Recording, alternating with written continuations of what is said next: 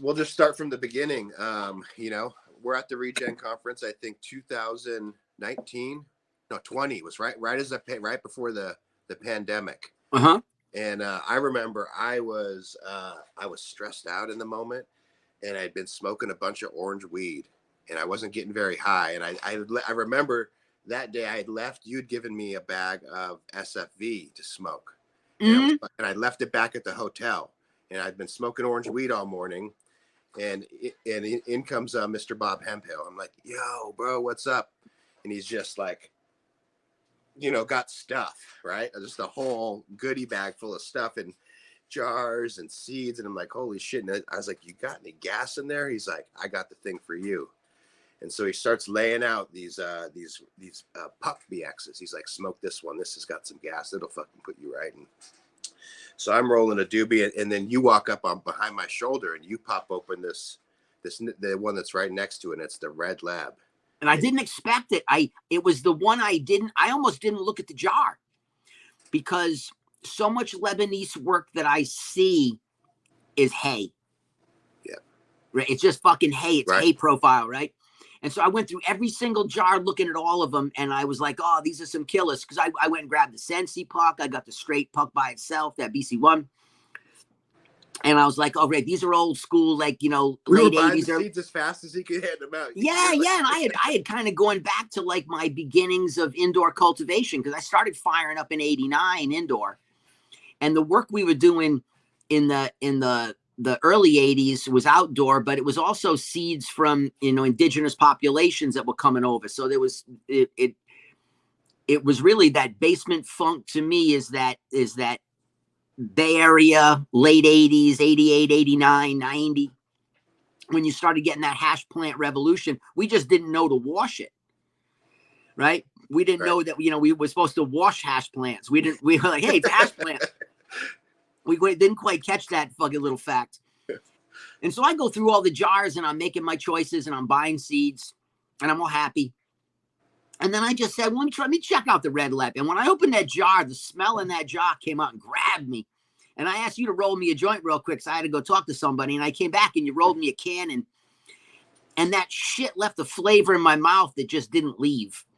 And it was so unbelievably rich, but it wasn't a Skittle, and I love cherry pie and I like Skittle profiles, but it was way more complex than either by themselves. It was this woven matrix laid out with that basement funk permeating around it. And I was like, oh, let me go get 4 packs. I'm going to go pull a clone. I had no intention to go work the line. I was going to go pull a clone. But when I opened up those 4 packs, I did not find the exact one I wanted. And so what I realized as they were growing out was that what I needed to do was really open up the population. And it made me understand that what I was seeking was a recessive trait, that flavor combination that was on top of the puck, not below it, was recessive. And so I went through and did that initial open population, which was, 30 females receiving pollen from 26 males. Nice. And then I gave those out everywhere so people could have access to the genes, because Bob only did a limited release, right? So I put the F2 out all over the place. But what I did was I kept back a 9-plant selection where I took 9 of the females that had the most closest to what I sought traits, and I used those as my F2 population to go into. Then I opened up that into 100. And out of that 100, I only found 4 that really exhibited that exact direction. One male went intersex at the end of its life, and I called him. And one of the females went intersex at the end of the life, and I called her too. So I had 2 sexually stable male females. And then that's where I started really, doing the work I'm doing now. But as I was doing this, I started using the Red Lab line to go back into the Sensi Star line, because the Sensi Star line was lacking to, and it's not that it was like badly bred. It's just that the problem is, for me, I smoked Sensi Star when it was back in the day, and it was more like, like a metallic lemon. And so it had like that, like you putting a coin in your mouth with some Mm-hmm. lemon juice on it. So it had this interesting bite.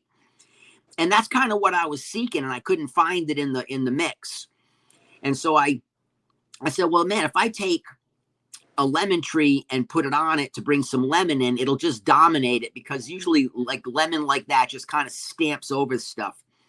So I took the red leb puck, one of the males I chose, but not the one that I used in my subsequent breedings, but one that was more balanced between the red leb side and the puck. So I got a good matrix of it.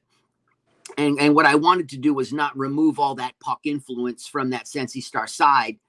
So I used that red leb puck male, and I went into a lemon tree, and then that gave me a population that I then opened up and pulled from that a couple of males and some females.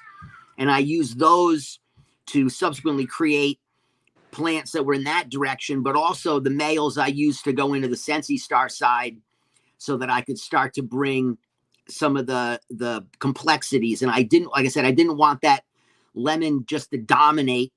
And I wanted to leave some of the cool nuances that Bob had put in there. I just didn't want to stamp it out, because it wasn't that I didn't like it. I just wanted a little touch of lemon in it and then a little edge. And I wasn't going to get the metal out of that red leb puck side, but I was going to get some cool complexity that would work in conjunction with the lemon. So it would kind of give me the mouth complexity I like. I like to be perplexed when I'm smoking. I like to be able to go like, whoa, what is that? And I like to be able to have that experience like through the joint and every joint.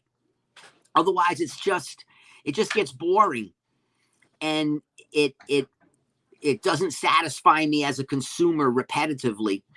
And so I dug into that, and then I took those males, and then I went into like the Ohio Lemon G. I figured I'd mess around with that one because that has a sizzling lemon scent. But I figured if I could back it off a little bit, it'd be kind of interesting. And then I went into, just a variety of stuff, just because I was doing all the pollination work and holding, and then working through. And so what I'm at right now is making my selections for my F4. So the F3 has been completed. I'm making my selections for the F4 on that red leb puck line. And I'm just trying to steer towards that what we say Skittle cherry pie overtone. And everybody that I took the female that had the traits that I liked most, I just want to see her thicken a little more.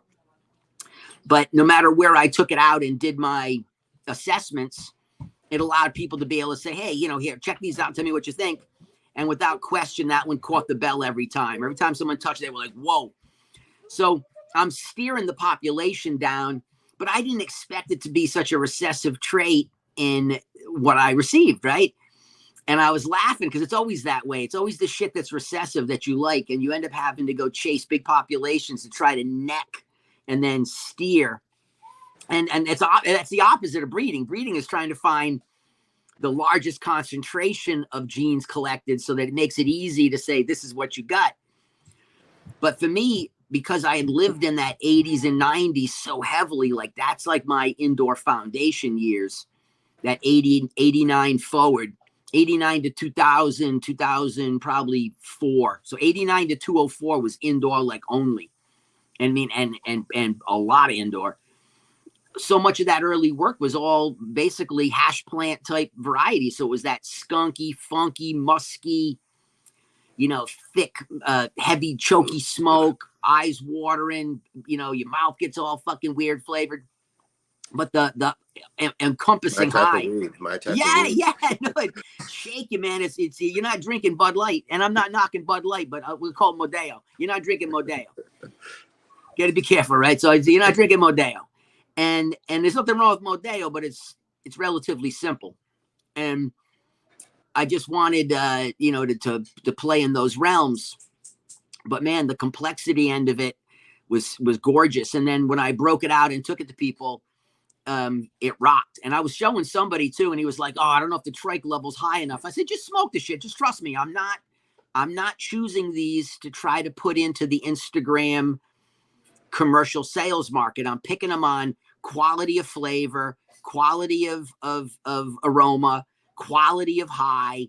And I'm not COAing anything. I don't even want to look at the lab. I want to do this from experiential type direction, not from does it have a COA? Because I've done so much COA work over the years that I'm good with it. Like, I understand the fucking concept pretty well. I don't care. The minute we start to say this is what we have to, this is our criteria, every other good characteristic has to get thrown the fuck out. So it's always this concession of it's the best that fits into the hole that we want to put it in. Not it's just the best shit we want to smoke. And so when I was able to take it out into the public, I took a couple sacks of it over to Vegas with me when I went to MJ Biz. And it was just grabbing people and giving them a good fucking bite. And the delivery was right. And they were like, whoa, they couldn't believe that it wasn't what they thought it was. Right. And so to me, it was just interesting, fun work. And it's just mentally keeping me feeling positive. And so, you know, and the thing is, when you work with anybody else's work, I've never knocked anybody's shit off. I've never grabbed someone else's work and then just fucking knocked it off and pushed it in. That's just not, you're not doing the work. It just take it down the road a little bit. Go find the edge that you want and do it. Now it's legit. And make sure you don't pretend like you invented the base material. Give the credit back to the people that you sourced it from. Make sure that there's always some return of that to drive awareness to where you gathered your base material. And then what you have is you have an ability to kind of do a duality of I would say branding, but also duality of promotion.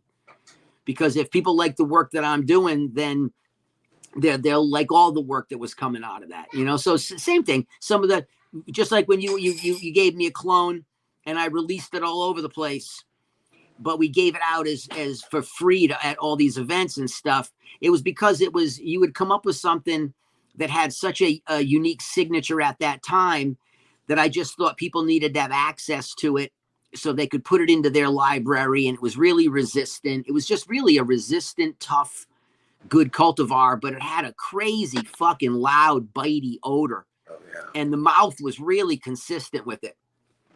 But the thing is, I didn't say I invented the fucking thing. I didn't say that this is my shit. I just said, hey, I got this from Dutch. And he knows what we're doing. We're moving it into the system so people can play with it. And what it does is it allows people to get access to cool stuff. And I like that. I like to see the development. But at the same time, you know, your name got woven onto it as the individual who put it together versus, you know, I came kind of like with the bee leaf shit, right? Holy fuck.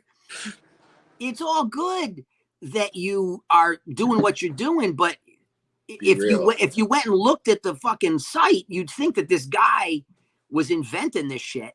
And what he's really doing is grabbing other people's gear, and they're just it's not maintaining the chain of custody so the people who provided the source material at least benefit from you using their source material.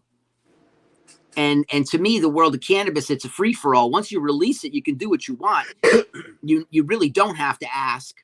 It's best if you do, and it's best if you're reasonable with what you're doing, so that what you're really doing is you're developing the culture of being cool still. You know, I kind of like the old way of like, hey, you can have it and you can share it with a few of your friends, but just don't push it into commercial. And I did that at the nursery for fucking ever, where you would bring me a plant, someone would bring me a plant, I'd ask them, do you want me to put this into the public? And they were like, no. And I say, okay, ever? Is there a time limit? Like, let me understand the criteria so I know what to do. And they would say, oh, that's reasonable. How about you give me 6 months head start before you release it? So this way, in a year, when more of this product's out, I'm not worrying about my competitive advantage disappearing because I'll already have a full fiscal year of moving product into the system. And then other people were like, no, you can move it right now. So whatever I was told is what I did. And if the product was never meant to be sold, we never sold it. We would just hold it. And a lot of times, if I had no ability to sell it, I'd say, look, if you want me to hold it as a single plant, as a bank, I can. But it's difficult to hold genetics in form if you're not selling them because you're having to pay to hold them. And so when you're trying to maintain libraries and you can't monetize the library, how exactly does one do this? And now it's the whole rush of everybody's got a TC operation in their house. And I'm like, that's good, but that's not what I'm all right. What I realized, I don't need 700 plants anymore. Yeah. I don't, what I need is I need a couple of clones that really shine in my outdoor environment. And then I need seed stock that I'm working so that I can explore the ranges and oddities of the lines in a way that makes me happy. It's you want to sell the product so others can get it, but if you're not enjoying the process, what's the fucking point? There's this big part of me that just gives and pulls on, storing genetics. I've held as much as 120, down to 30. This fall I did, I cleaned house. I took it hard and knocked it back down. And what do I go turn around and do this winter? I build it right back up. Well, how can you not? You want one of these? Like, hell yes, I do. You want? I do. Oh, yes. Yeah, no, someone just sent me another nasty sour cut. They hit me up and they're like, Kev, I got a hold of this fucking nasty sour. Do you want it? And I started laughing and I'm like, well, of course I want it.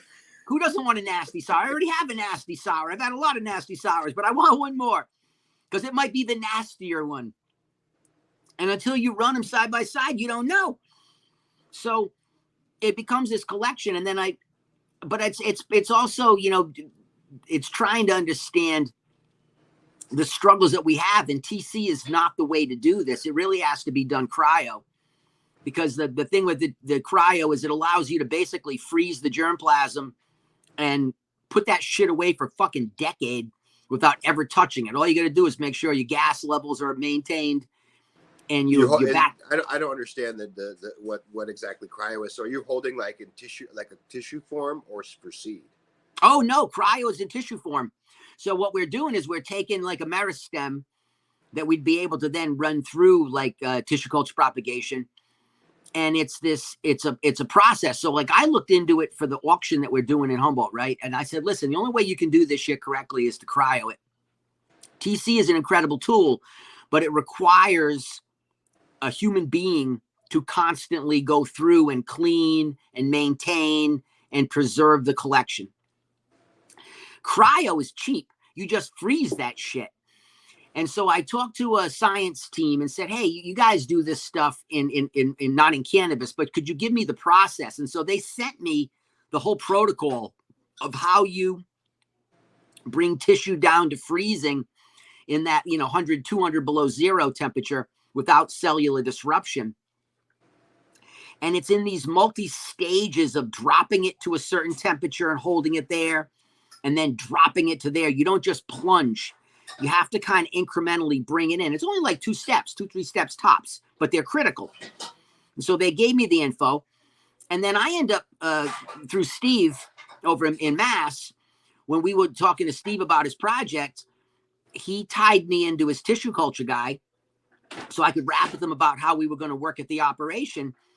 And because he has a medical tissue background where he was doing, human tissue in propagation, he also was doing human tissue in cryogenics.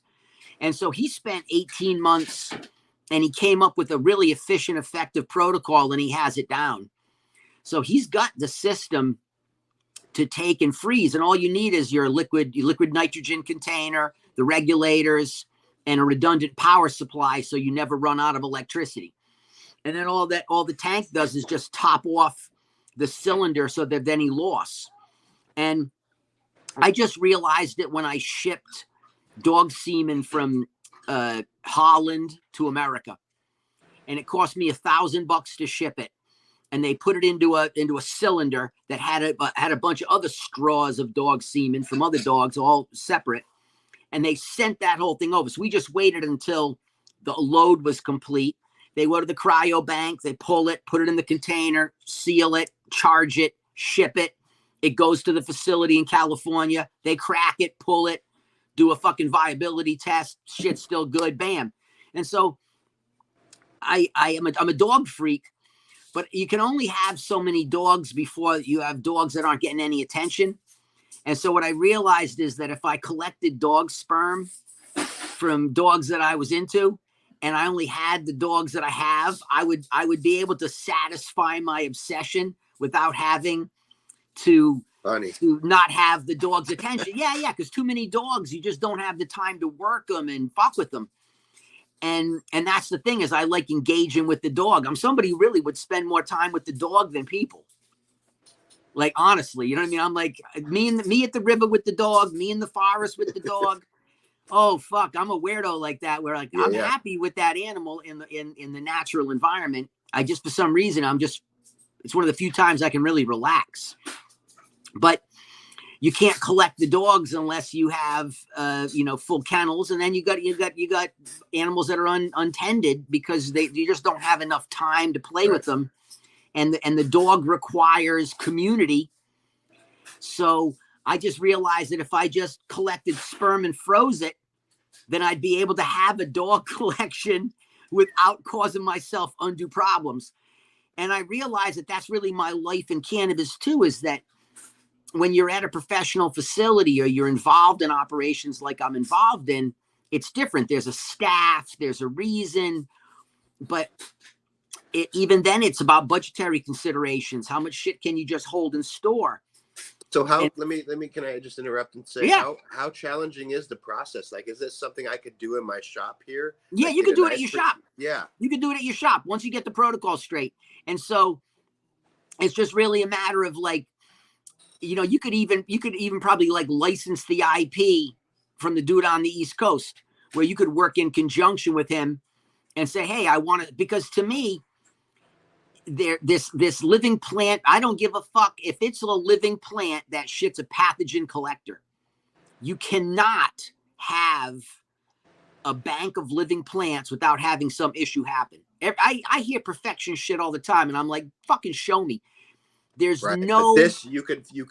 I mean, I'm just imagining. Once we scrub it, once we scrub the material, but right? You can go. Hey, I got the grow going really good. The kush is looking the best it's been. You get it cloned up, everything perfect. Like, get that snip, sterilize it, right, and then you'd freeze it down, right? You freeze it down, and then now what you have is an ability to hold that thing for the next 40 fucking years.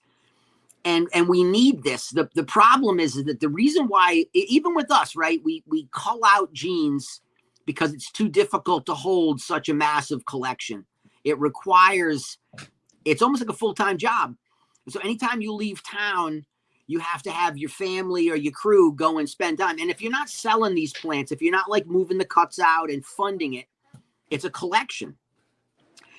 And when you're somebody that's collected a lot of plants over the course of a long time, I mean, I've done this so many times, built these massive collections. The only safe way to me to do it is to have it in a cryo. And so what you would do is, you would be Dutch Bloom's cryo banking.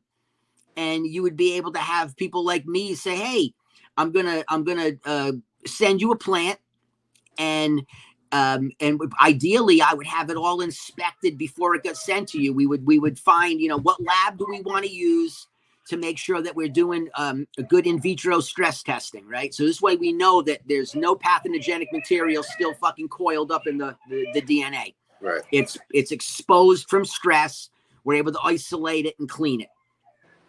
Once we have that thing, we have a cert that says this thing's clean. Otherwise, why bank the fucking shit? Well, you can bank dirty material and then clean it, but it'd be better to clean it before you banked it. Sure. And then I would then send you the material, and it cost me $100 a year to hold that sperm sample for the dog. Right. And so I have sperm held at different banks around the world, because sometimes I buy it. You don't even hold it yourself. I don't hold it myself. And then the company sends me a bill, and then I just send them a check for, $90. But I have it at different banks. And so like some stuff I didn't want to pay to have it sent over. So I just made my contract with the banks in Holland. And so Holland is holding material. California is holding material. What I know is that it's held in a format that is absolutely 100% safe. I'm not having to worry about it. It's affordable.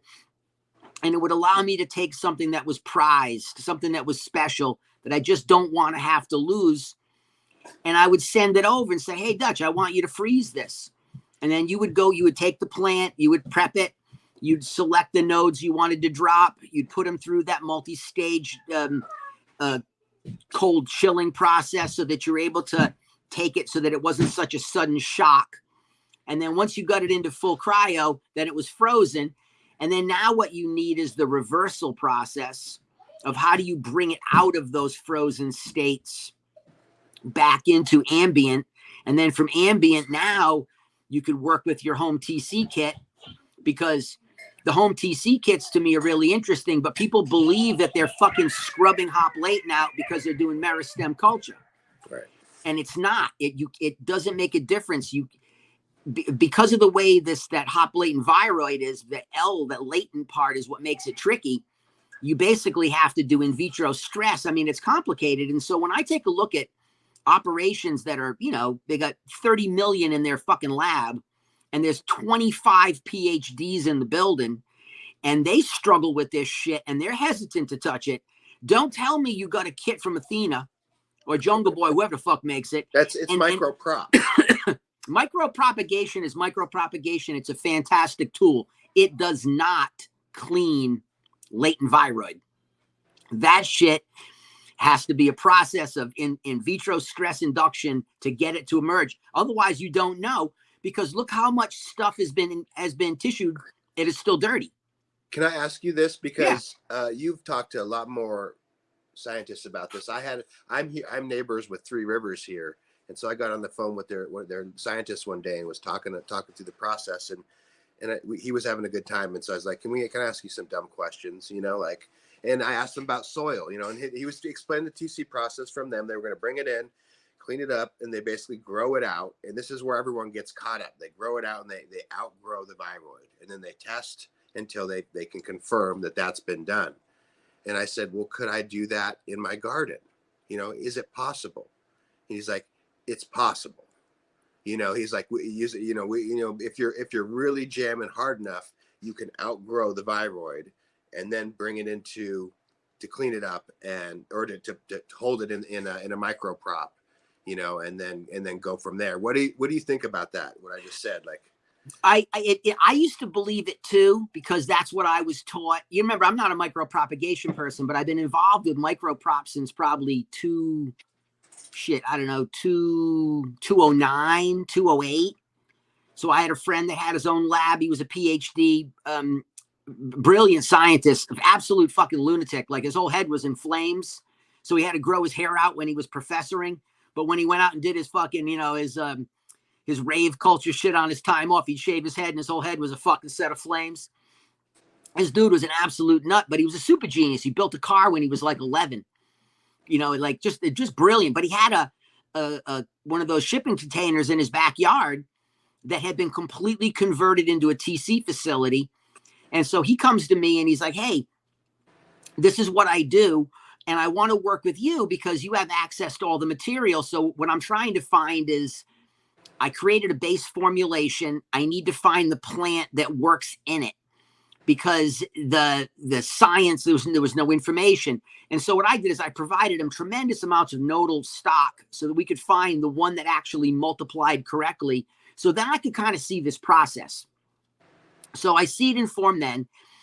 And that's when I learned about meristem. There's nodal propagation where you're just propagating nodes, almost like you plug in a clone. But meristem is the idea that we're going to take this apical meristem and we're going to hormonally accelerate the growth so that it grows so quickly that it outgrows the pathogen.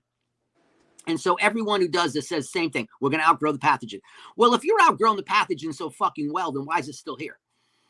Because it's not. The way it lays inside, it doesn't appear. It travels, but doesn't pull up on testing.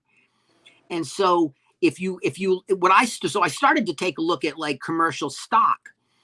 And when we started to talk about what is a commercial cultivar, it's one that's had 2 years of stress testing. So that for 2 years, you've stressed it. And after 2 years of testing, no emergence has been apparent. And I realized that if it takes them that many years in a commercial industry to prove a thing, then that means that it's not that simple. And so then we start to get into really this world of TC, and I get exposed to a tremendous number of scientists. And what it comes down to is in vitro testing, where you're taking the plant and in the test tube itself, you're giving it heat or cold, and you're making it stress out inside so that that latent viroid appears. The test doesn't pick it up until it appears. And that's what makes it so difficult. And so the thing is, everybody's doing their home kits, but it doesn't mean you're scrubbing out these viroids. And this is the first one we're dealing with that we know of. There might have been other ones. We've seen plenty of weird shit over the years. But for me, what I did initially with when we first looked at like what hop latent was, remember I had, it was Professor Rick Crum out of like UCLA. Him and a bunch of the Southern California professors came to me and said, we have this problem. Oh, I'm choking on a piece of rice.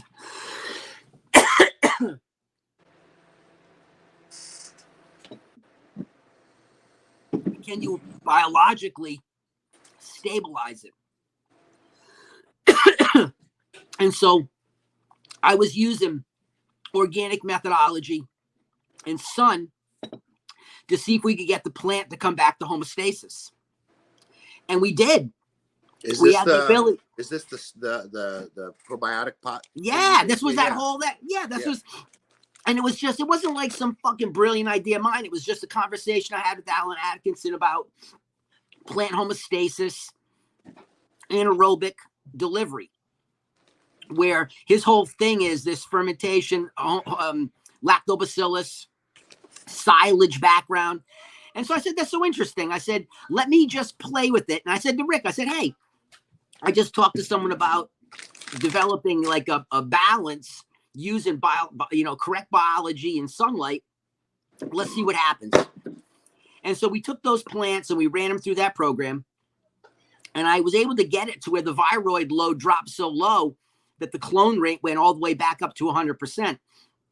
And when we first did it, that's why they brought it to me. They were, they were out of like 700 plants they plugged, they'd fucking root 7. And so we were able to get it to go all the way back to 100, like full 100%. So 700 cut, 700 plugged. But it just made me realize that you could get the plant to find a level of homeostasis.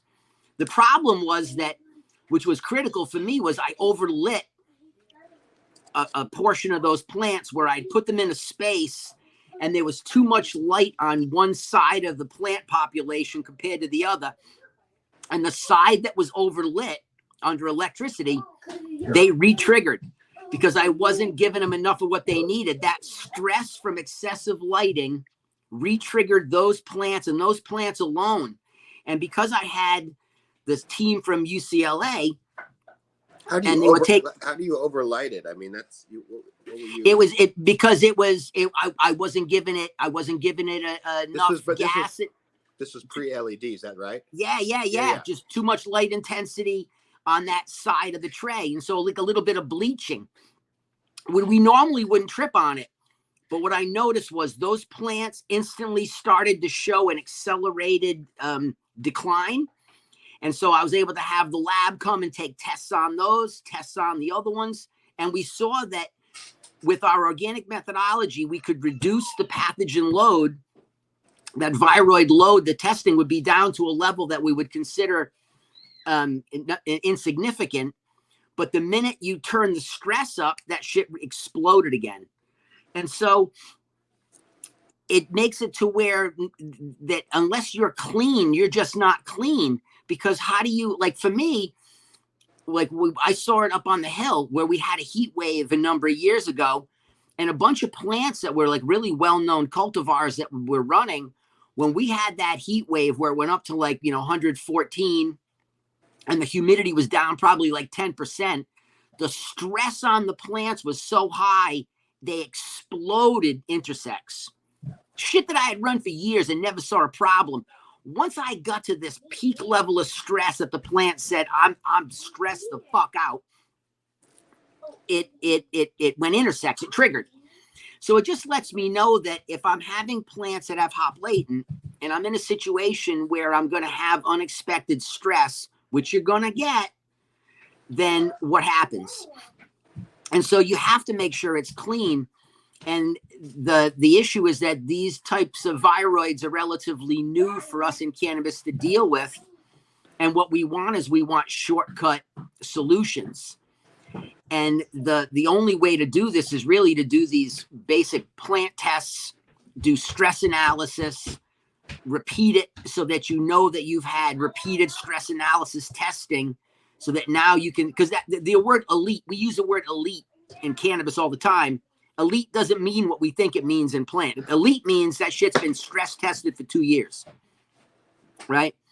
So we're all saying elite, implying that like we're elite, that the product is elite, high level. That's not what it means as a propagator. As a different meaning, context is different. And it's not to knock anybody's home systems or any, it's nothing against that at all. I think all of it's just incredible. It's just that, is it actually doing what you think it's doing? And so if I'm not doing what I think I'm doing, and I'm still holding these latent viroids, what am I doing? I'm having contaminated stock, and all I need is a fucking thrip to be the vector. One thrip can move that shit. You can clean the fucking scissors all you want. You can use a brand new pair of scissors. You can take out a scalpel. If there's a single fucking vector, that shit's moving through sap. Right? And so you can't even get rid of the hop in the soil. You can't get rid of it on surfaces. Like, the lifespan of this shit is absolutely incredible. Dry material in the facility, in the garden, roots. And so I just said, you know, what we got to do is we got to basically keep the plants clean, because not in a single season, you're not going to have these pathogenic problems. It's just that you can't take the plants from the garden and turn them into clonal stock like we used to. You basically have to have a bank. It really makes me walking around in my organic garden bragging about this shit, because my plants are looking so hot and I've never seen it look like a fool. You know, if it moves out, because the thing is that what you're doing is you're developing material that, well, you know, it's not a fool. It's that in your world it's working, because what you're doing is you're finding things that work in that environment and are balanced, right? So they're able to deal with the stress fluctuations in those parameters. But when we get out of those parameters, it changes. And so to me, it's the same thing I noticed with working plants, where the old world was, we did all this indoor development, we took everything outside, it all rotted, which is kind of what happened when I ran that Sensi Star puck, right? When that Sensi Star shit, that did not like the rain. But I found one that absolutely handled it and had a really killer profile too. So I think I ran like 3 packs of that. So what's that? 10, 20, 30, like 42 out of 42 plants. I kept one, but I kept the good one. Like, it was the right one. It had the resistance. And then when I ran it indoor, it had 0 intersex issues. So the old world was outdoor being brought indoor, and then indoor being brought outdoor. And now we're doing the same thing. We're developing plants somewhere, and they're ending up in all modalities, indoor, outdoor, and mixed. And until you put them into an indoor environment, and especially on LED, which is stressful to the plant, because you're throwing so many photons down on top of the plant that's absorbable, that every parameter has to match, or otherwise you're just kicking the shit out of the plants. I mean, the humidity's got to be right. Humidity too high, no fucking calcium movement. Humidity too low, the plant's struggling to breathe. You're not running high enough EC, the plant's starving. You're not running gas, you can't optimize the consumption, and the light's ineffective, and now you get bleaching.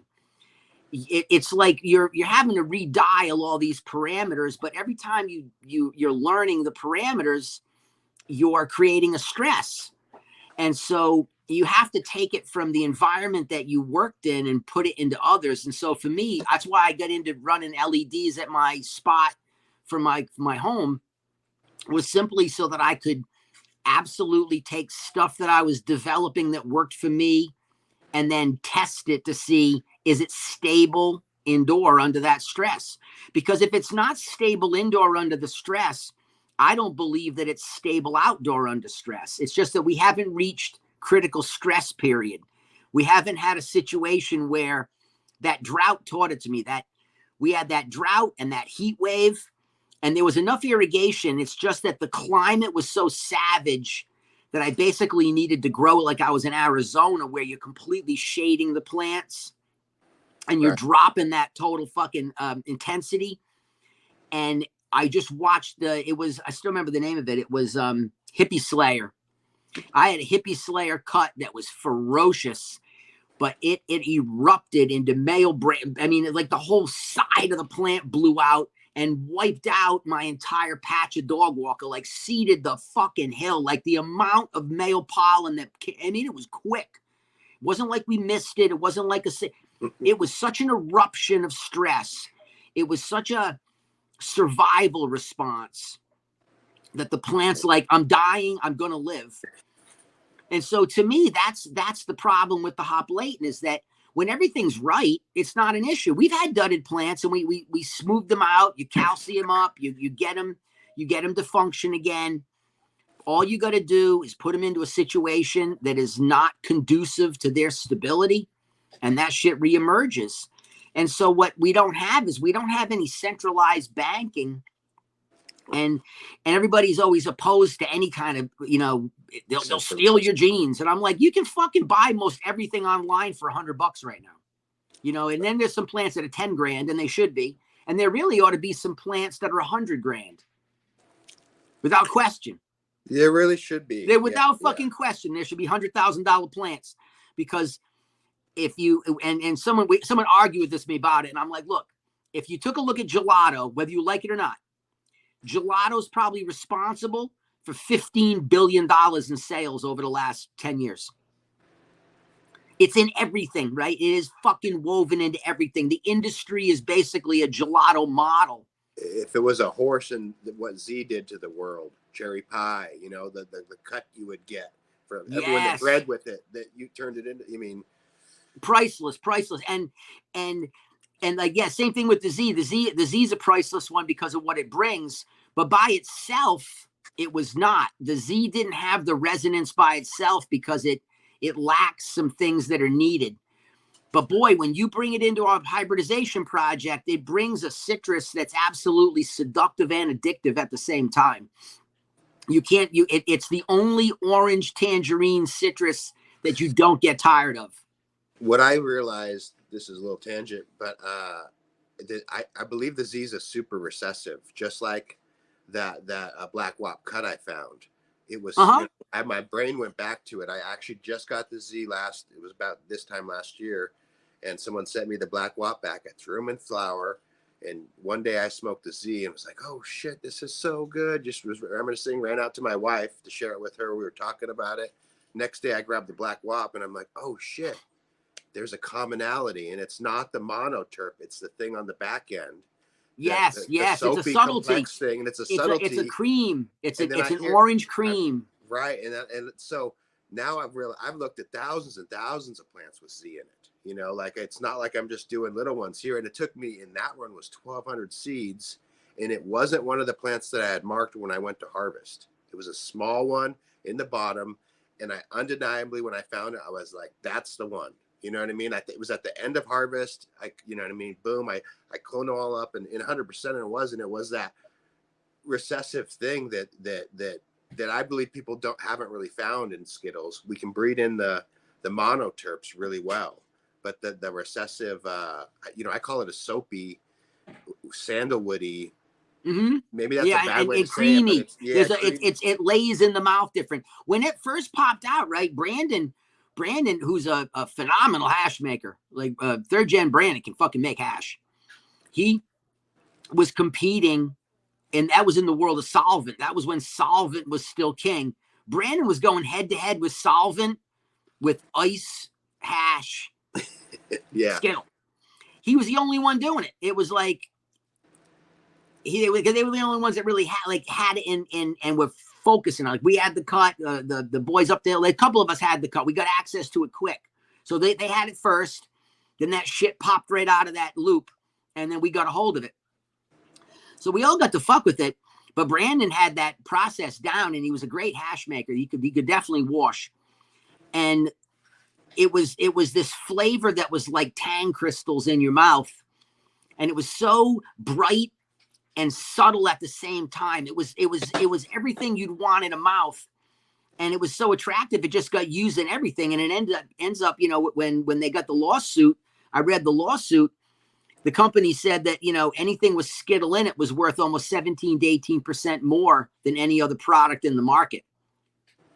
So it added, you know, a fifth the value to the product due to that profile. So what was it really worth in the big picture? What is gelato really worth when it sells billions of dollars of flower by itself and then becomes the progenitor for tens of billions of dollars everywhere else? Right? And it's just this massive, massive success. And what happened is we smoked so much of it and it got so inundated that it becomes kind of like, you know, anti gelato. And for me, I don't mind smoking it once in a while. I just can't smoke it all the time because the flavor's not my profile. But and really done really well. It's really good. Oh yeah, the 41, you know, and the 33 is a breeder. The 33 is what you want to lay fucking pollen on. Yeah. But that 41 is some nasty, nasty flavor. And it's that it was worth, what was it really worth? You know what I mean? What was that plant really worth in the big picture of things? And we don't really know what these things are worth, but the ability for us to be able to take material that's valuable, put it into some form of storage, allow it to be held safely so that when you want to access, you just reach out and you hit up Dutch and say, Dutch, I want to get access to the cryo bank. Can you get me that straw? And the straws are just what the slang for the tubes that hold the sperm, right? But it'll be in a tube. Do you think, let me just, I'm thinking, do you think that you could have the process be separate where you send out to a TC lab to have it tested and put in the vial, and then from there sent to the freeze bank? Oh, completely. They don't have to be integrated. Same thing. They don't need to be integrated because I didn't want to integrate it here. You could have redundancy. You could have duplicates all over the place. So yeah, you need to have multiple. You got to have two storage containers. That's why, for me, I keep it. And typically, when you're talking about people that are doing cryo, they have redundant systems on the system.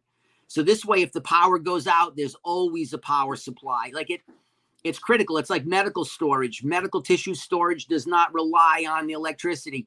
When the electricity goes out, the fucking power supply kicks in. You don't have any change in the freezer temp.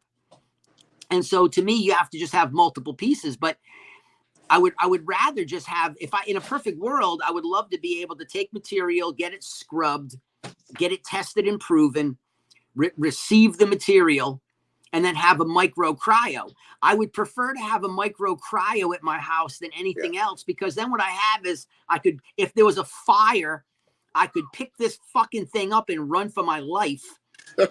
And it would literally hold charge for a while. It's a redundant pack. Like you don't need a lot of power to keep it. So it just, because what do? You know, that's the whole thing with the seed stuff, is that I started trying, and it's funny, but I'm not anti-feminized seed at all. It's just that when you're working a line and then you take the clone and then you lock the clone up, you just locked out a huge portion of what was in that gene pool. And so, you know, you're selfing something to maintain it is different than developing the line so that you have an ability to open it up and really kind of select what works in the right environment. But selfing is the same process. And for breeders that I've dealt with that global, that's always the first thing they do is anytime any clone hits their hand, they reverse it, self it, hold it in seed, because they know that it's impossible to maintain any type of plant collection and move it around without a massive infrastructure. And so for us as small operators, you know, and I'm not knocking that home device that I think was Athena Jungle Boys made, but that home TC kit, it's awesome because it lets people play around and do propagation in a way that makes it a lot simpler. It's just that if you had that tool to get your nodal material set, then from there you could now freeze it. Now you're not maintaining that culture. Right. You do not have to go refresh it. You don't have to pull it out and clean it. You don't have to, it's just done. And I mean, so, you know, it stresses the in my mind, the importance of the selection, right? You know, like you probably looked through bigger populations than anybody I know, you know, and for a longer period of time. How important, I guess this is kind of a dumb leading question, but how important do you think the selection is, you know, Oh, versus fucking, versus having the seed stock, you it's know? the most important part. I was talking to Fletch from Archive, right? And we were talking about selection, and from him, from all the work he's done in breeding, it was the same realization that the selection is the progenitor stock. What you're using to make your stock is what's critical. And that's where, if you take a look at all the original work, like I look at like the original work from Neville, I look at the original work from what's the other group that did it? Serious Seeds, AK, Cali Mess. That was all out of 10,000 populations. Right. And when people do like, and there's some big hunts right now, these big pheno hunts, but they're a little different. You're growing them in multiple locations, and you're going through. When you're putting them all into one location and you're comparing apples to apples, one operating system, one methodology, what are you looking at? It allows you to really start to find out, you know, what are you seeing? Because until you open a population up to a couple thousand, you just don't see it. You need to get that frequency way up. And I was talking to Charles Scott from Scott Family Farms, right? Reefer Man.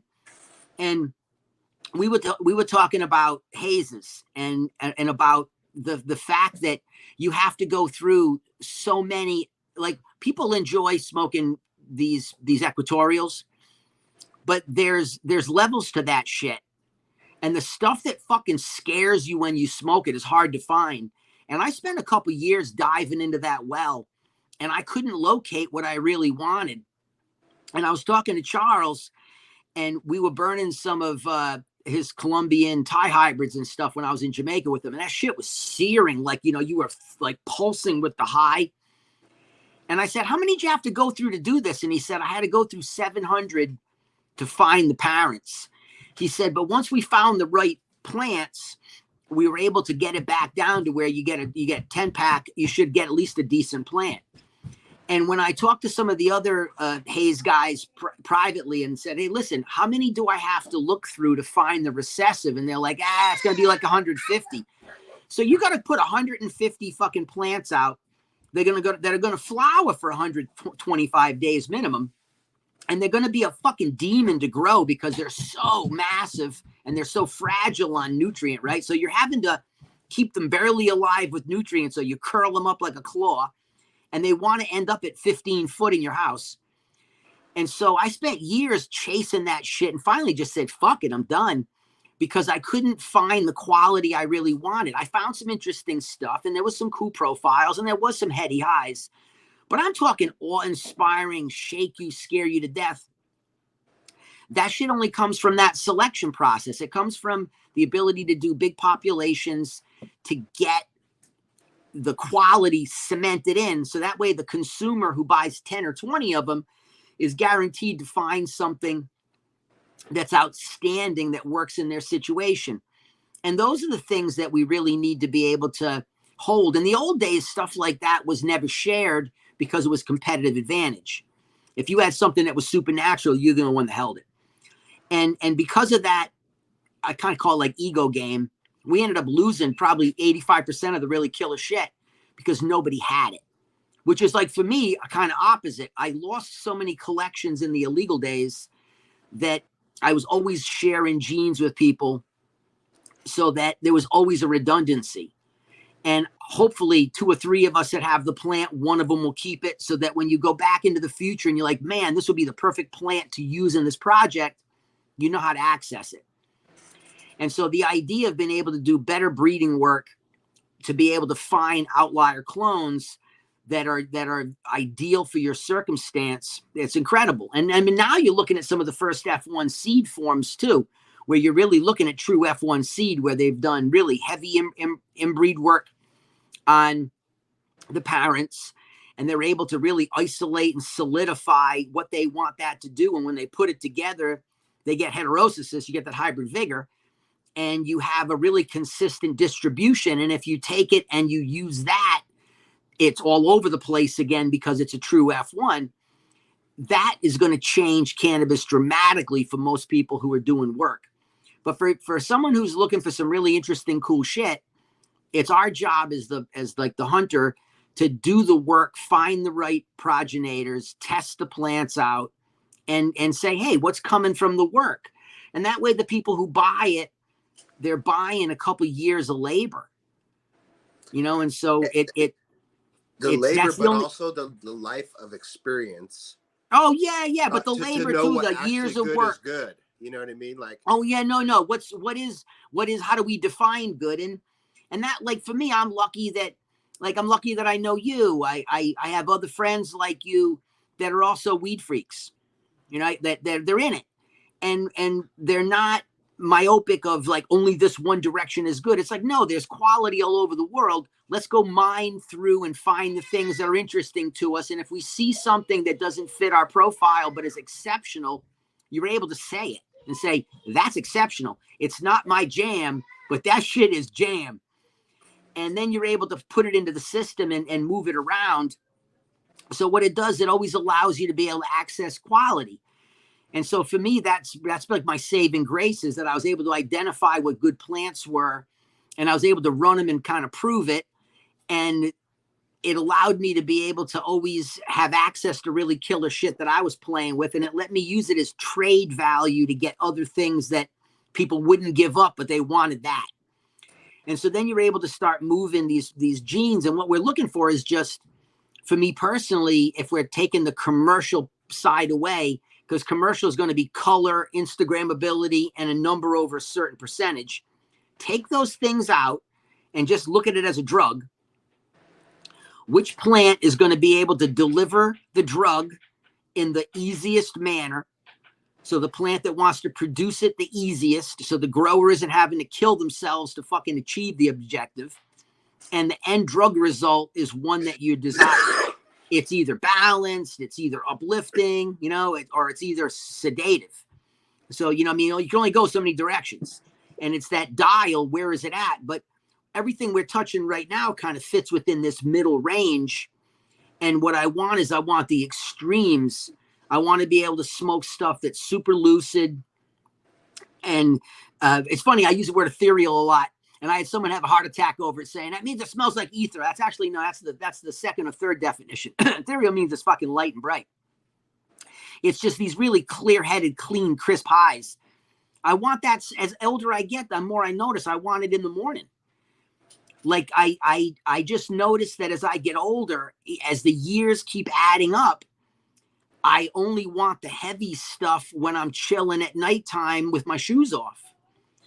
Like, you know, so I mean, I can burn and function, but I like stuff that's really cracking and sharp, so that what I'm having is like an electric morning, an electric afternoon.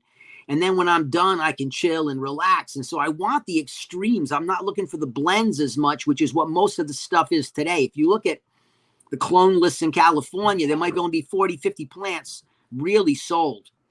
Every company gives me the same shit. And they rename them, but if you fucking take the name away and look at what it is, it's this. It's all basically the same shit. That's the issue, is that you're not finding those edges. And that's where the home consumer, I think, is unsatisfied. And that's why most of the home consumers are unsatisfied with the dispensary, because dispensary models are based off of distribution risk mitigation. So distribution doesn't want to take a risk on moving anything that isn't going to move.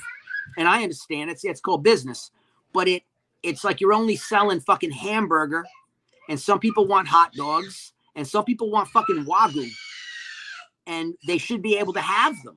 It's not hamburger's good enough. You're all going to get hamburger.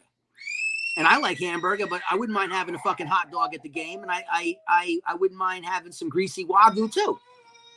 And so I think that's really where you're seeing like this revolution in seed work and development, is the dissatisfaction of the dispensary model, based off the fact that it's so expensive to produce cannabis and sell it, that anything that doesn't fit within this specific shoot of movement is not in the store. And if it is, and it's special, it's too expensive. Nobody can afford it. So if I want something that takes 110 days, I got to pay fucking $90 an eighth. So let me get this straight. I'm paying $40 a joint. The fuck? That's a drug habit. You know what I mean? You're paying $100 a day in herb. You're paying 36,000 a year for your fucking weed. That's a drug habit, right? It shouldn't. It can't be that expensive, or nobody can afford it and even enjoy it, because you're not enjoying it when you're paying $40 a joint. Yeah, it's not that hard to smoke $100 worth of weed a day. No, not when it's $90 an eighth. Because when I roll an eighth, it comes out to like one really. 1 1/4. Yeah, I get one. Well, I get two, but I get one that's a 2 grammer, and then one that's a 1.5 grams. So the first one is the leg, and then you roll up what's remaining. Right. And people are like, well, that's wasteful. You should be smoking it in bowls or bongs or vapes. And I'm like, yeah, but I don't like that consumption method. So for me, if I have to pay 90 bones, and fuck, I own a dispensary and I don't even buy that shit. And so the problem is the stuff that I want isn't there. And then the things, and you've been looking at a lot of that work that like Jeremy Plum's been doing out there with Rua Bioscience in New Zealand, where Plum's, and he's been working with True Terpenes. And so Jeremy, he had the Cultivation Classic. He had I think he still has the dispensary there. So he had, and he's got pharmacological background. Yeah. So his process of looking at data is different. And what he's noticed through all the data from just, reams and reams of data is that once you get past 16-17% on your cannabinoids, it's impossible to really go further with the other scent and flavor portions. It starts to become very difficult to find consistency as the numbers climb and we keep steering the numbers higher and higher. It's impossible for the plant to create the other metabolites because there's only so much fucking energy that can be used. So you lose the nuance of effect. You lose the nuance of effect basically because the plant's a bioreactor that can only create so much. And it's not like we can just keep turning the dials and making it go more. And you can even add shit like jasmonic acid, which is a stressor that really makes the plant produce. But if you fucked around with any herb that's got jasmonic acid, it all has the same flavor. So it's kind of like vaporizers, where vaporizers all taste the same because basically vaporizers are vaporizing at a set temperature. So what you get is the metabolites that burn in that window. Right. So for me, I would be the worst person to assess a cup using a vape because I would say all taste the same. I can't tell a fucking bit of difference from one sample to the next through. I don't care what vape. I don't care what new gun, what new tool. It doesn't make a difference. My palate doesn't pick it up. I pick it up in the joint because when I light the end of it and that heat moves through the joint, as it's moving through the joint, it's heating up and converting and allowing these things to go into gas from a liquid state into a gas. And I'm catching it as the temperature's increasing the whole time. So I get lighter and brighter, then I get heavier and fuller. And so for me, that's what I'm used to as a delivery, is this change in temperature through the process of combustion, not standardized. And I noticed the same thing with a lot of the lab work where we do lab work on stuff and you're having to get base cannabinoid levels to make it sellable. There's a point where you can say, look, I have 30% and I have 4.5 in a terpene, but that doesn't mean anything. A high indication in terpene does not indicate a high indication of consumption value. We're using some fucking metrics. And I would say the same thing. It's like you picking your wife because she has a fucking gorgeous blue shoe. Man, she's got the best looking blue shoes I've ever seen. And I'm like, is that really the bigger picture? And for commercial cannabis, it is. It has to be a blue shoe. He says blue shoe. Of all the things you can say about a lady, you say blue shoe. Blue shoe. But if you're able to really say, hey, what I want is a good companion, what I want's a good friend, I would like to have these traits and qualities in my companion, then now we're able to look at nuances, and all of a sudden the shoe becomes a lot less important.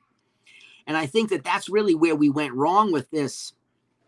And you can tell that there's a dissatisfaction, and it'll correct itself over time. But right now with the home cultivator, for me, the stuff that I'm working on privately is really meant for them. It's not, I'm not really worrying about stuffing it into a commercial facility. Some things I do want stuffed into commercial facilities because I built it for that purpose.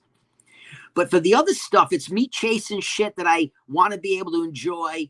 I want to have this effect, and I want to enjoy the whole process. And I want it to not be identical to every other thing that I see. And it's just, I'm saturated. I can't take any more Skiddo, Gelato, TK fucking hybrids. Like, I'm done. Fucking done. And it's not that I think any of them are bad. I think they're all awesome. And I like all three of them. I like all three of them by themselves. I like three of them woven together.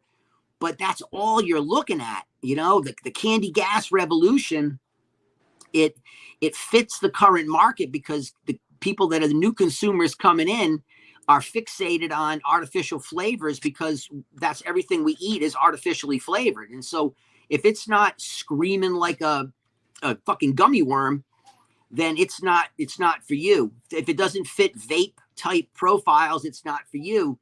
And for me, that isn't what I want from my herb as much. I don't mind puffing a joint of it, but I want to have directions that are not in that norm. No, but like I had this, you know, you're totally right. And I agree with all of it. And I feel very similar. When I went to judge the Sun Cup in Michigan, I had this experience where there was a lot of exactly what we're talking about. Papaya, guava, it was in the hash, you know, and it's like really good. Not exactly what I want to smoke on, but it's undeniably good, you know. And so I go through my score thing, and there's a couple gas ones. There was some GMO. I'm like, God damn, that's the one. That's so good. This is my memory of my judging the process. The next day, they give the awards. Of course, the papaya, you know, guava stuff wins. And I go back and I'm just like, I'm so disappointed that the gas didn't win. There was a couple good gas ones, and I go back and compare my notes to other people's, and I had the same goddamn scores. I voted highest for the papaya guava, you know what I mean? And I thought totally about that, and I went home with the samples and I started smoking them, and I'm like, yeah, sure as shit, the fucking GMO's the one. You know, smoking all these other ones, they're good too, but the GMO is the one. And I'm like, well, why did I do that? You know, why did I vote that way? And that's because I had a table set in front of me that had bright berry flavors.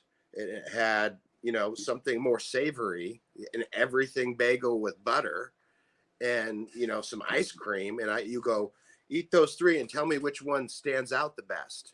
Well, totally, you know, and it does. And because they hit and they work.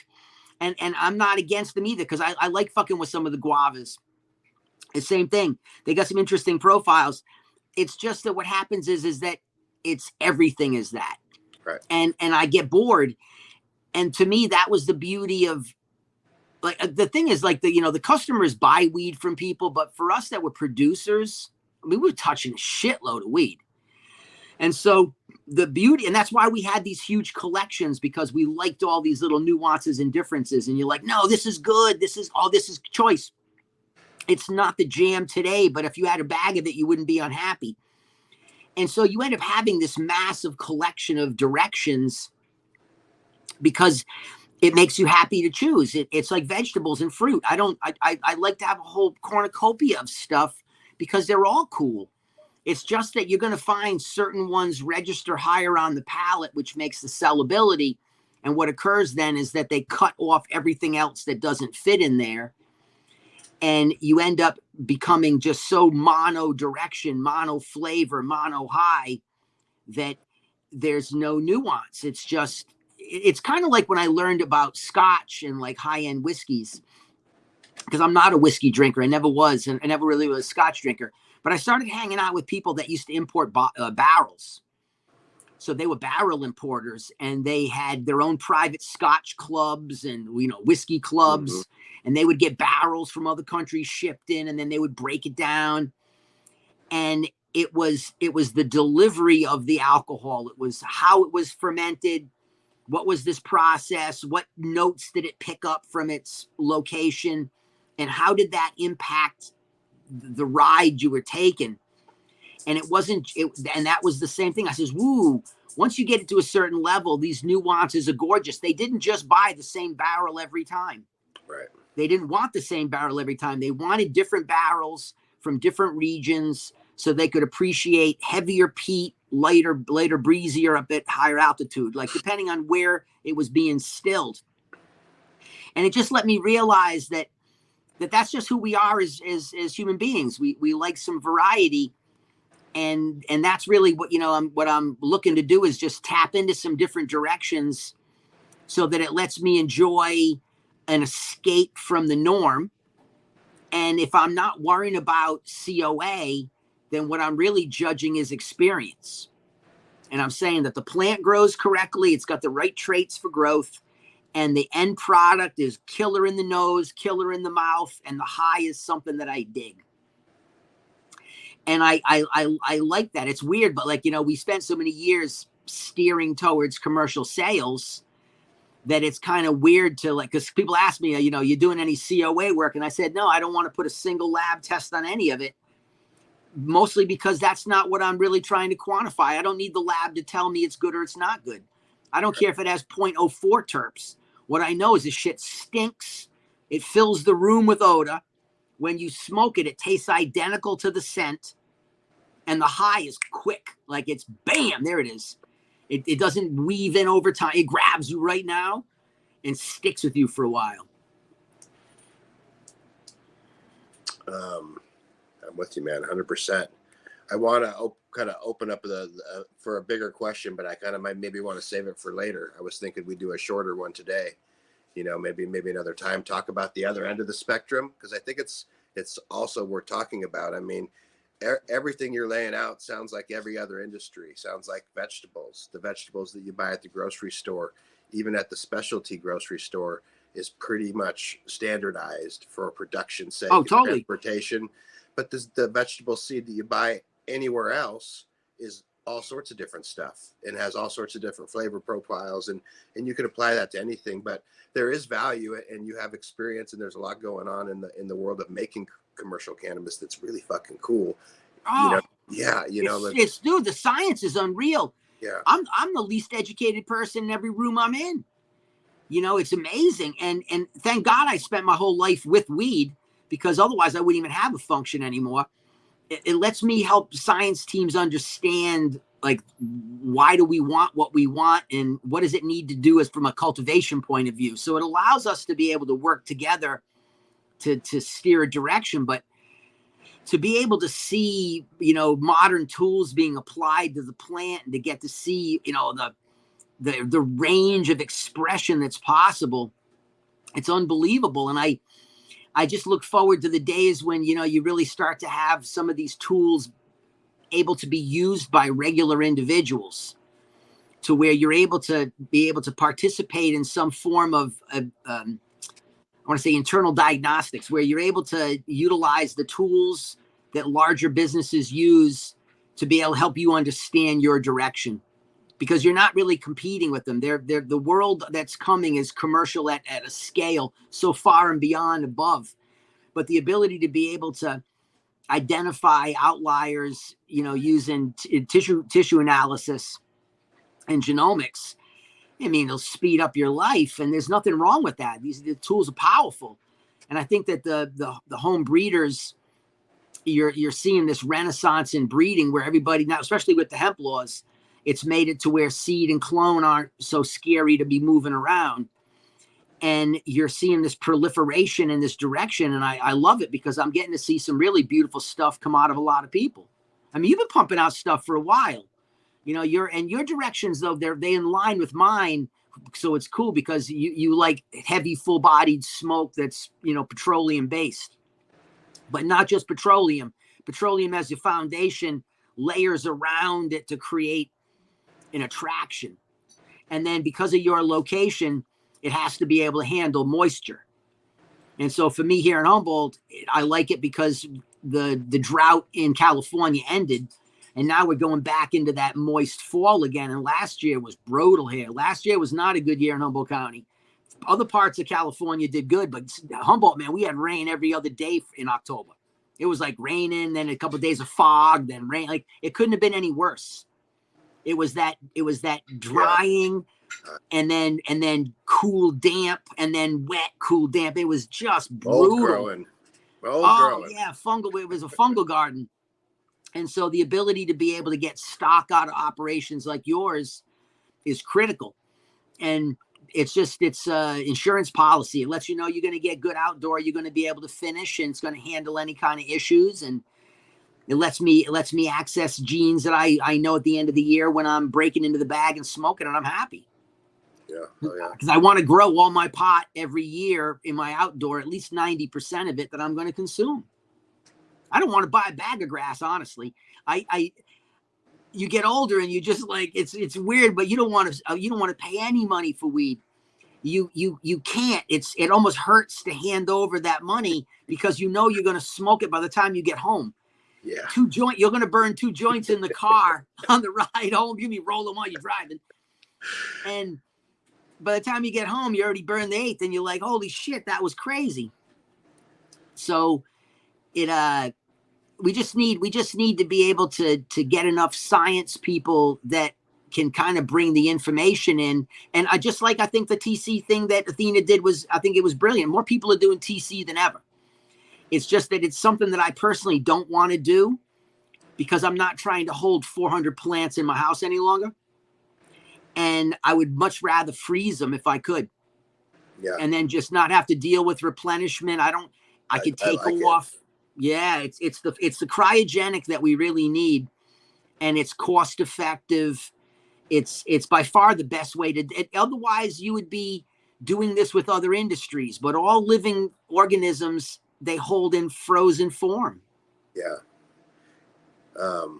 I love it, man. It's one thing that I just really appreciate about you is the duality. You know, we spent an hour talking about how you're spending your time selecting cannabis via your senses, and you're not using data, you're not testing COAs, you're using your senses, and that's in that you're finding the superior product for your consumption and kind of for everyone's consumption. For people who want that. The duality of being interested in like getting this commercial stuff out, and it's fucking cool, man. Sides. It's just both sides, and so like I think that's people just need to understand that they're two different worlds. They're two different worlds. They don't have to be competing. They can be interplaying, and they don't. You know, the Budweiser is not the demon of my local nano brewery here. You know, no. The demon is never the company. The demon is the weak ass politicians that take low payment and do some scandalous shit. The fucking companies aren't at fault. If the government regulators didn't allow it, it's kind of like I'm not ever mad at an illegal alien for taking a job because they're taking jobs that no one wants, or they would be filled. And it's the company that hires them and pays them $5 that I have a problem with. Because what you're doing is you're preying on people's need. You're abusing them, and that's what I don't like. So I don't have issues with all the facets of the world around me because I just know that's how it works.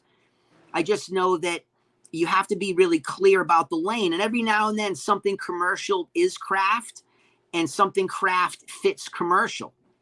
They're to me, they're so close to what they are. It's just craft is primary concern, quality of experience, commercial primary concern, margin. And it only has to be that the next one below in craft is quality of experience, then margin. And for commercial, it's margin, then quality of experience. We're not talking like it's 50th on the list. It has to resonate or nobody will buy it again. But it's about where you're focusing your primary efforts. And I think that for so many people now that cannabis has become so ubiquitous, it's everywhere, that it's like grocery stores. It'd be like trying to light up a grocery store where it's hard to sell somebody a new light every other month when they're only growing 1/10 worth of weed. Right. It's when you can make money on it that you're buying more and more, and you're buying more and more, and you're expanding and you're expanding. Humboldt had more grocery stores per capita than any fucking place in the United States. That shit thinned out. Yeah. And so it's the home growers that are just looking for good smoke, looking for different things to grow. That's why the fem revolution's so hot. That's why, you're talking, 5 seeds for $65 fem. People are ecstatic because they just grow all 5. They don't have to sift. I haven't worked any real fems. Like I've done feminization just to fuck around. And if I go deeper into the red leb and I get into a specific clone that I just really want to fucking lock in and make simple, I'll go that route. But what I'm still doing is I'm still doing conventional, traditional breeding, so that what I'm doing is I'm putting worked populations forward so that people who want to enjoy the, not just the consumption of cannabis, but playing around with cannabis as horticulturalists, where it's not just you just grow the tomato. It's that, no, you actually like to like play with the tomato. You want to breed the tomato. You want to find an outlier tomato that really shines for you. That's my audience. If you're looking for simple, then it's easier. But what I want is I want to be able to go and do the work that I respect from other people. So when I work other people's lines that have been worked, it's just there's something to it. I don't know. It's like I guess an emotional stimulation. The only way I can really describe it is I used to restore lighthouses. And so when we would take a lighthouse apart to like fix a portion of it, you realize that this lighthouse that was created in some of the worst fucking environment the world can provide, right? You're on the coast and heavy wind, heavy salt, just brutal. These things have to work. So everything had to be good. And when you take something apart, you realize the last time somebody's hand was inside that fucking wall was 150 years ago. And you're humbled at how many years it lasted with their simple tools and techniques. And you're trying to elevate to that same level of craftsmanship. You're just using modern technology, but it's humbling. It was, I took apart a stool that had been made by, I refinished some furniture for somebody one time because all that, the craft woodwork was something I spent years doing. So I took the stool apart, but when I took it all apart, I tried to save as many pieces because the great grandfather had built the stool for the grandmother, and now the fucking great granddaughter had it, and it was ragged. And I took it all apart and I saved the pieces. But as I pulled the screws out of this thing, I realized that the last time someone touched that screw was fucking like 75 years ago. And so as I was turning it out, I was taking 75 years of time, and it's a gentle process, and it's just one of, you get to work on the backs of the people that came before you, and it's just a really neat feeling to touch things that have been worked and touched and developed. That's why I love Bob's work with the puck, was because what he did was he took a cut that was sexy and said, hey, I want to put it into seed form. And the only way that he could really get what he wanted was to do a collection of hash plants and then do line breeding and start to find out the traits that were coming from your 3rd or 4th generation back. And he bred it like he was breeding a dog. So if you really look at it, it's really dog breeding on how you concentrate traits and figure out where in the line what trait comes from what. So what you're getting pretty consistent, but with some neat edges, so that it's not just one line of satisfaction. You get into it and you open it up, and all of a sudden there's an entire range of satisfaction. And so like for me, when I was hunting the outlier, what I wanted was the outlier, but what I found was 3 or 4 other directions within it that I had to keep because they were so fucking phenomenal. One was like the dirtiest earth. It was like the essence of what we would call an old school Kush. Yeah. Full, like, like you took wet soil in your mouth and squeezed it and spit that shit out like tobacco. Yeah. It was that dirty. Fucking phenomenal. And then there was one that was like a tropical fruit salad, but stunning, all different arrays, just gorgeous. And then one of the ones I'm using in the project was just such a beautiful open hash plant where it had the perfect structure for washing, and had, gorgeous, gritty, sandy heads, and had a beautiful combination of that basement funk with those complexity I was chasing, but it was optimal for wash. Just perfect wash structure. It almost reminded me of like that great cream cake from Bloom. Yeah. Where it's optimal for washing. It's open enough and the heads are big enough that it just releases without a lot of agitation. Right. So you're able to get the least amount of contamination in the mix while you're doing it. And so of that 100 plant population, I found the one I wanted, but there was 3 others that was so nice that they could stand next to anything. So I kept those as well, and I used them, and I'll do like a combo pack where it's what I think was the best expression from a multi-year chase through these piles. Nice. Yeah, it's fun. But what it does, hopefully, is it lets someone else get a hold of it and say, hey, there was a lot of work that went to get to this point. And then what it does, it lets them take it and go through. And it's just nice to be able to touch things that people have put time in. I did the same thing with the root beer, and Gene and I were on for 3-4 hours yesterday talking about that. He talked about what he did, from the very beginning to make the root beer. And then I took it in the last 3 years. 2-3 years, I've been spinning it around, and I kind of such a similar thing. I went into these other flavor profiles that weren't part of it, but they were similar. I opened it up originally. I did the same thing, open pollination. And anyways, it is a really beautiful process, and it's cool of Gene and cool of Bob to be like, yeah, fucking go do it, man. I did that for people to totally. You know what I mean? Yeah, there's no restrictions. And the main point, and for me either, on anything I've ever done, I don't, it's just what you, and a lot of times I don't even care if I get credit or I don't. I don't like it when you get like shunted out of the picture as if you were never there. But you don't need to be mentioned every time something happens. And that's why I respect, Bob's work, Gene's work, and like even Fletcher from Archive. Fletcher's work is fucking filled people's worlds because he's put out so much shit that people have used so heavily. And all you got to do is just admit it. Mm-hmm. Just say that you got that as your progenitor. And all it does is it's just a recognition that you're furthering a process. And it just helps people understand how to not steal credit from other people. And it allows there to be some form of satisfaction in a world that it becomes less and less satisfying. And so with herb, the more you're jacking people for their shit, and the more you're pretending that it's your story is such a fucking lie that anybody who goes into it and chases it's going to find out. There's no fucking way that shit you're telling me created it is fucking this. Right. It's just not. It just becomes such a convoluted mix that what it does, it just takes away.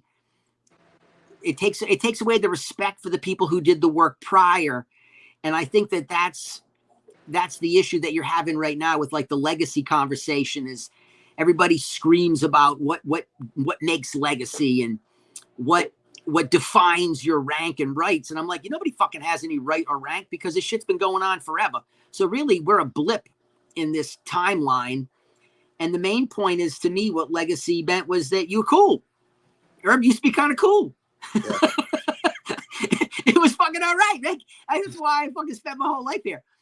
I really enjoyed being here. Yeah, it was great.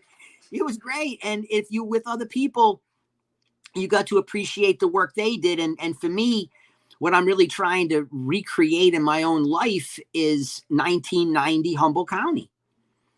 Because 1990 was really like 83 was, the drug war kicked in full bore. By 90, everything was switching into indoor. And it was the end of an era where all the people that had outdoor operations, every single family I met had their own line. And when you went to their house, you smoked that. They didn't have anything else. You smoked that. They didn't even want to smoke your shit. Every fucking homestead had their own line. It was crazy. And I thought it was fascinating because the diversity was unparalleled. Was it like one line or like this is, a variance of the same thing? It would be a little bit of a swing, but it was from seed. And so what they were doing was they were just making sure they were putting the males and females together that they wanted. But it allowed you to be able to see such a like when you went to a harvest party, back in that early 90 period, the amount of different herb you saw was crazy. And I don't mean different names. I'm just talking fucking different herb, radically different profiles all over the place, and all of them cracking, or they wouldn't have kept them. It had to have sold. So it had to be good enough to sell. And because there wasn't enough herb in the market, it allowed you to be able to fill all the niches. And so everyone that was producing a couple 100 pounds of weed, which was a lot then, so say 100, because remember at that time, 100 pounds is almost $500,000. So, you know, and $500,000 then is equal to well over $1 million today. So you did 100 pounds in your backyard, you made $1 million cash. You're pretty happy. And the diversity within it was unbelievable. And it was, people were growing with which things worked for them and their location and for their market. And they held that stuff in check. And only through like good relationships could you get access to the seed stock. They didn't keep clones. The clone shit wasn't happening really. It was just really kicking in with the indoor, where now they realized that it was just easier to run a couple clones. And so that's where all the homes in town became nurseries. So every little house that someone had in Garberville or Redway, that shit was a nursery to provide the clone stock for the operation that they were really growing up in AP or in Edisburg or in Bloxburg or in fucking Bridgeville or in Salmon Creek, because all the operations up the hills were off grid. And so in order to run clones, you need grid power really to hold moms and do the propagation. And so the change took away that diversity. And what I wanted to be able to do was get back into that type of behavior so that I could then just run seed stock from some different populations, select out the plants that I was going to run that year in my outdoor garden, not for the farm. The farm's a business. It was about my home operation, which is purely for me. And I'd be able to have some good earths, some good fruits, some good florals, and some good gas. And on the florals, you pretty much have to dep them because they're always going to be basically, you know, November to December finish. But the other profiles come in a lot earlier. You just notice that floral profiles almost always connected to shit on that 0 to 20 belt. Maybe I'll ask this one last quick question and we'll end. But if you don't have to say the Red Leb project, but if you had one little pack, you know, you were stuck with it and you're like, all right, this is the shit I'll grow forever. What would that pack of seeds be, you know, giving that might have some range or, you know, be whatever, you know, I don't know how you want to answer that. Oh, you know what? I got just fucking wowed when I was in Jamaica over at Charles's spot. He had something called made into higher understanding. And so Harmony was like a lemon tie to a Colombian black to a Larry OG. And then he took that Colombian black lemon tie Larry OG and went into something called like the Mexican black, which was really like a Zacatecas purple. And that shit had some of the most unbelievably exotic, attractive profiles, just staggering. And so I haven't had a chance to get into the population, but I got to walk through a field of it, and the diversity of it was so unreal because that lemon tie, the Colombian, the Zacatecas Mexican, all crazy fucking wild profiles you don't see. But the Larry really brings some of the flowering time down on him, and the Larry chunks him up and then brings out a lemon gas that blended in beautifully. So like, aside of the work I'm doing, the work I'm most excited on really getting into, just because it was just so unusual. That Colombian, that Mexican, and that lemon tie absolutely was crazy. And so once I get into that, I'll get you some of that stock. Cool. That sounds awesome. That shit was nasty. It was nasty. We were like, that's not the answer I was me neither. That's a cool one. Yeah, I didn't expect it either, but it really caught me. It got me so turned on that I started chasing down all the old Mexican lines, and I started collecting the Zacatecas lines and stuff from Sinaloa, and just going after some profiles that I realized that the mouth and the nose is going to come from those areas, and all we need to do is just thicken it a little bit so that it has a little more body to it. Mm-hmm. Cool. But once I get in, I'll get you some. It's going to be nasty. Thanks for the time, bro. Anytime, man. It's always good to hang out, you Dutch.